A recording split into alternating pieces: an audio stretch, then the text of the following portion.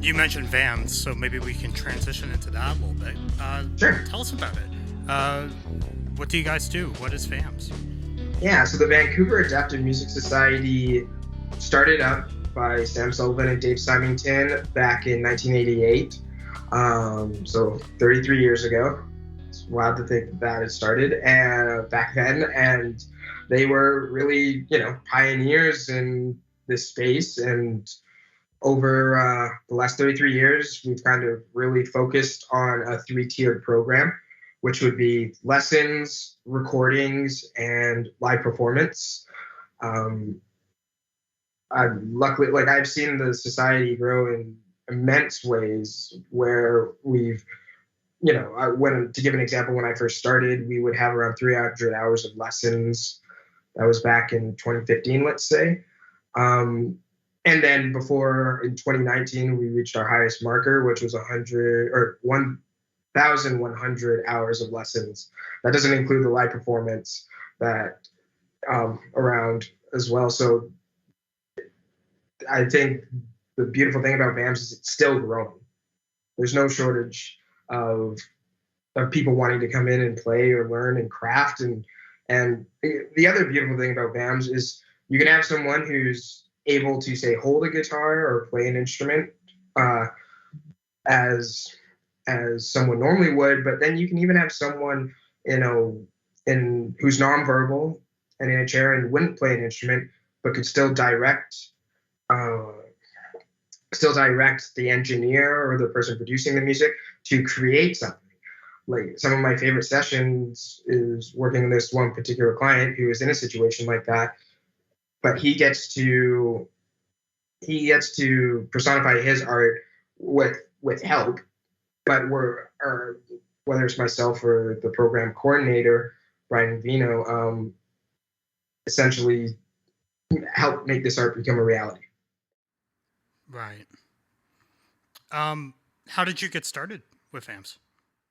I'd come back from doing my master's back to Vancouver, and I was just looking at different job opportunities. I was working part-time with an entertainment agency, and then I was also working, or I was just looking at different job opportunities. And being someone who's disabled, and having such support that I did as a child, I really didn't take up on so many different programs so that are offered to certain disabled people. So my dad had actually mentioned, why don't you see what programs might be out there to help someone with a disability to find work? And I came across the Neil Squire Foundation, and they actually put me in touch with the Disability Foundation that had a program, the Vancouver Adapted Music Society. And from there, I started part-time and eventually just, came on as full-time and basically helped see the program grow. Nice. So as a program manager, what does your job look like at VAMS? Now it's a lot more hands-off than what I had been doing, because I now manage also the Disabled Independent Gardeners Association, DIGA, and Connectra. So it's definitely it's a different transition since September, because I'm used to being so hands-on. Before Brian came on, we'd have some volunteers, but it was essentially myself running the program, so I had a hand in everything. And now I'm letting go of working so hands-on with whether it's the clients, but it's more of a bigger picture kind of idea and just making sure the program runs as smoothly as possible. And Brian's a rock star with that. He's doing a great job.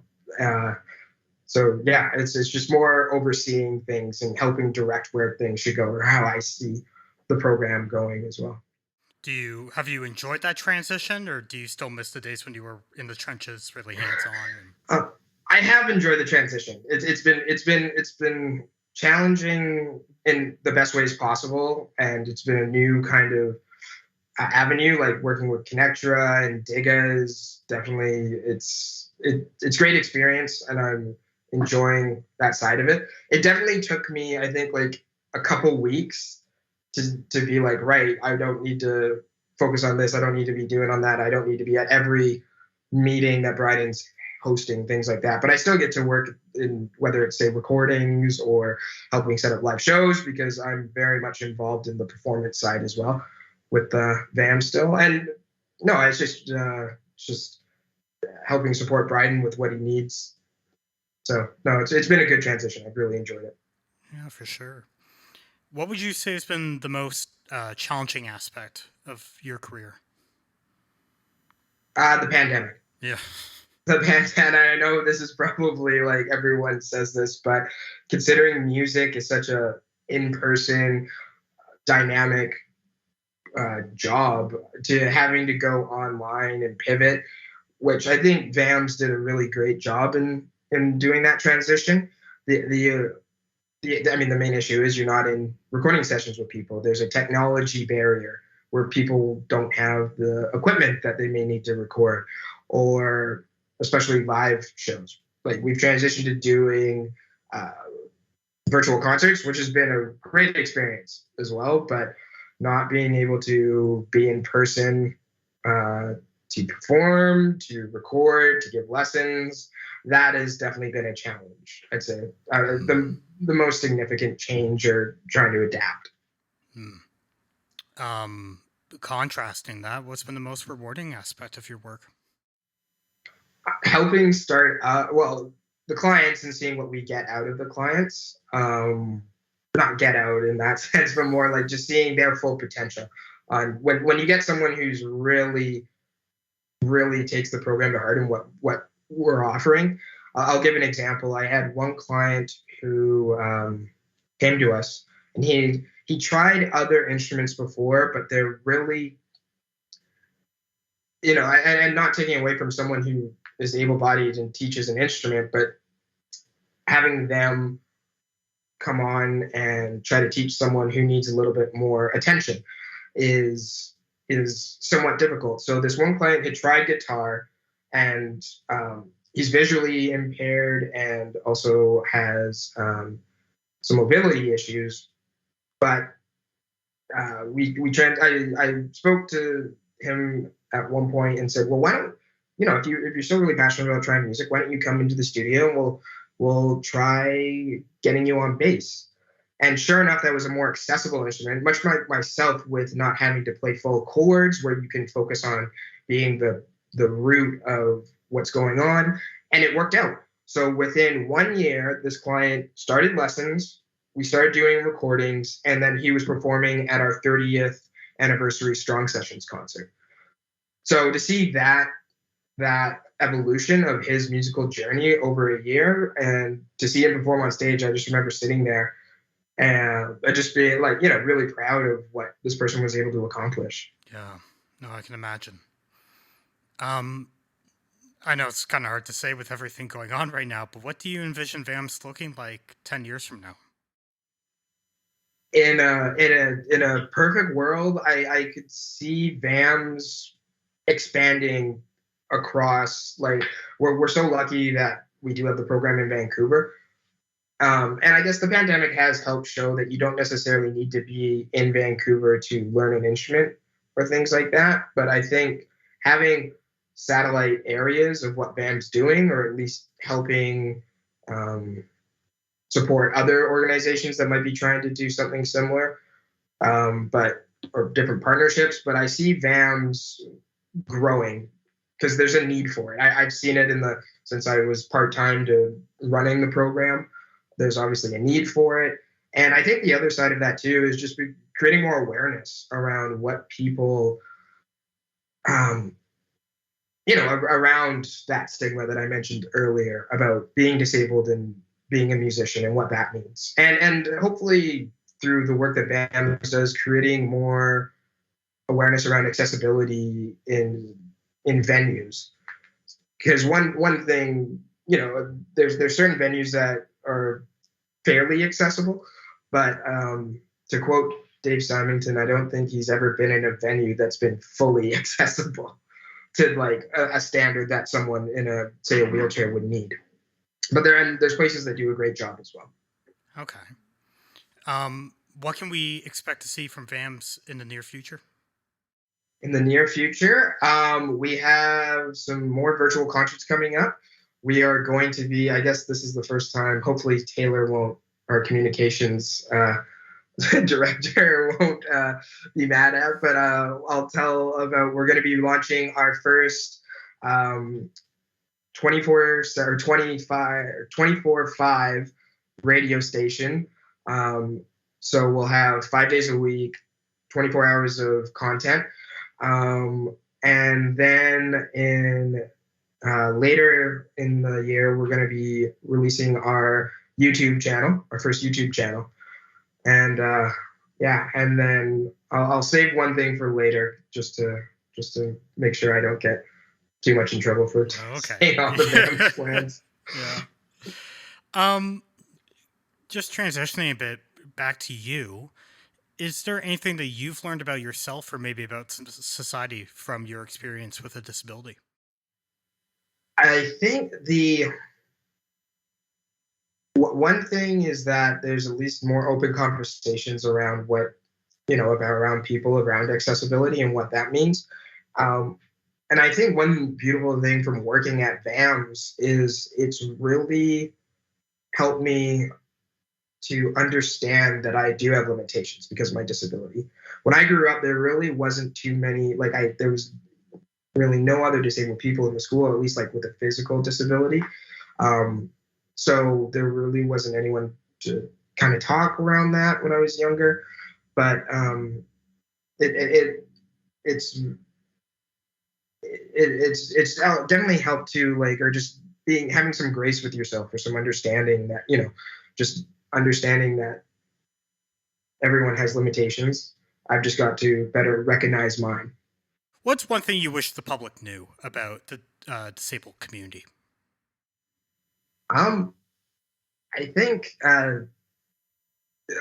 essentially there's no need to feel awkward around disabled people, because I think at the end of the day,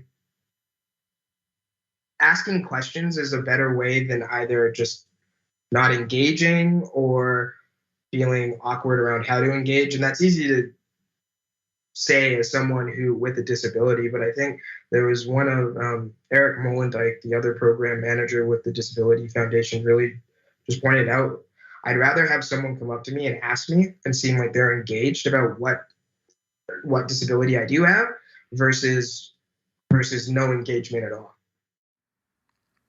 Right on.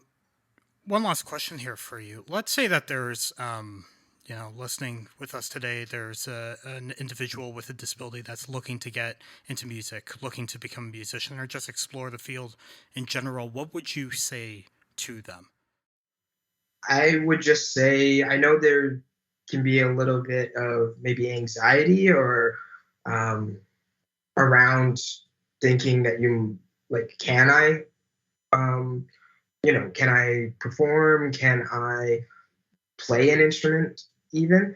And I think the main thing would be just take that first step and just reach out.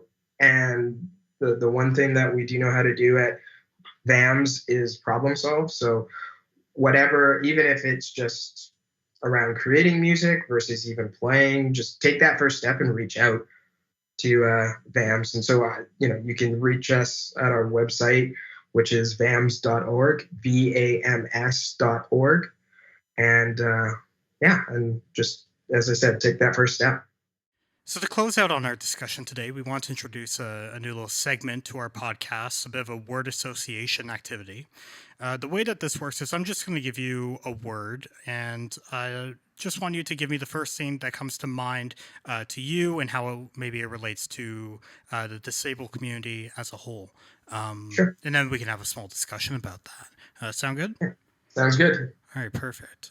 Let's start off with understanding. Patience. I think for people to understand it, especially when it comes to, I'd say, the disabled community, there needs to be conversation, needs to be open. And I think, there's no handbook to anyone's disability, no matter, there's There's no straight and forward path, So I think being patient, and that will help someone's understanding. Okay. Next word I have for you here is parking. Scarceness. Scarceness. Okay. And to elaborate on that, the Disability Foundation did a overview or not an overview, but in partnership with Spark BC around handicap parking. And the one kind of thing that we noticed in our surveys that we received was that there might it seems like there's not as many accessible spaces as the need for the population.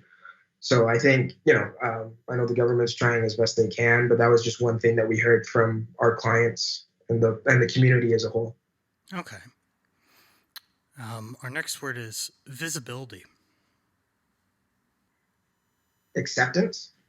Okay. And the reasoning for that one would be, I think we're definitely evolving as a society where we can have conversations around disability. And so through those conversations, there is more of an acceptance through visibility. All right. Yeah. Next word here is ignorance. I was going to use patience again, but I'll come up with another word. Education. Okay. So I think, again, with ignorance, I think to a certain degree that may stem from someone not obviously fully understanding someone's situation, or it's more of just a knee-jerk reaction because they don't know how to ask a proper question, maybe. So I think that's why education, through work that the Disability Foundation does and other societies like SCIBC, Neil Squire, just to name a couple, is just educating general population around ignorance. Okay. And our last word for you here is resilience. I would just even use a simple word is disability, because everyone who has a disability is resilient. Mm-hmm. Every day they show up, I would say, and at least with the programs that I've looked at, and it's everyone has their own challenges. Yeah, all I'll say is that I think most of all of the disabled people I know in one way or another are really resilient, and they go out there and live their best lives. Yeah.